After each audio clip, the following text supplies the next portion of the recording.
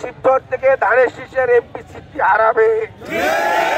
আমরা চাই না শিবচর 40 বছর ধরে ধানের শীষ করে নমিনেশন এমপি হতে পারেনি। তাই আপনি আমাকে হাজারো বিবেচনার মাধ্যমে হাজারো ভাবে যাচাই বাছাই করে নমিনেশন দিয়েছিলেন। আমি তাই যোগ্য বিদায় দিয়েছিলেন। কারো কথায় কান দিয়ে আমার নমিনেশন আপনি ফিরে না দিলে শিবচরবাসী হতাশ হয়েছে। আজ দেখেন রাস্তায় হাজারে হাজারে 50,000 লোক রাস্তায় নেমেছে। হাতির বাগান ময়দান ভরে গেছে, রাস্তাঘাট ভরে গেছে। এরা চেয়েছিল হাইওয়ে বন্ধ করে দেবো। আমি কিছু মানুষের ক্ষতি করা যাবে না। আমার ম্যাডাম অসুস্থ, আমরা সুন্দর ভাষা নীরবতার সাথে আমরা প্রতিবাদ করব। আমাদের প্রতিবাদের ভাষা হবে রাজনৈতিক শিষ্টাচার হিসেবে। আমরা চাই না কিছু লোকের মতন টায়ার জ্বালাবো, আমরা চাই না গাড়ি বন্ধ করব।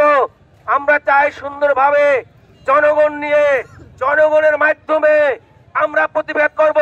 যে প্রতিবাদ সারা বাংলাদেশের মানুষ দেখবে। আমার সম্বন্ধে সারা বাংলাদেশ জানে আমি ঢাকা শহরে 17 বছর আন্দোলন সংগ্রাম করেছি, জেল খেটেছি, আমি নামে একাধিক মামলা হয়েছে। আমি এমন কোন কাজ নাই দলের জন্য করি নাই। আজকে কার কথায় আমার নমিনেশন বন্ধ করা হলো? তাই আমরা আপনার কাছে আকুল আবেদন করছি, আমরা অভিনয় করছি, আমার নমিনেশন ফিরিয়ে দিয়ে আমাকে নির্বাচন করার সুযোগ করে দিন। আদারয়ে শিবচরবাসী কিন্তু মুখ ফিরে নেবে।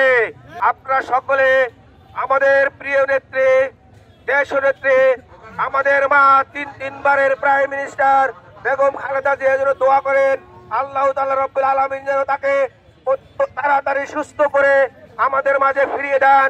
সে যেন গণতন্ত্রের হাতকে শক্তিশালী করতে পারে, বাংলাদেশে গণতন্ত্র পূর্ণ প্রতিষ্ঠা করতে পারে এবং সামনের নির্বাচনে আমাদের প্রিয় নেতা তারেক রহমান সাহেব বাংলাদেশের প্রাইম মিনিস্টার বাংলাদেশকে ঢেলে সাজাবে ইনশাআল্লাহ। এই বলে শেষ করছি। তারেক রহমান বীরের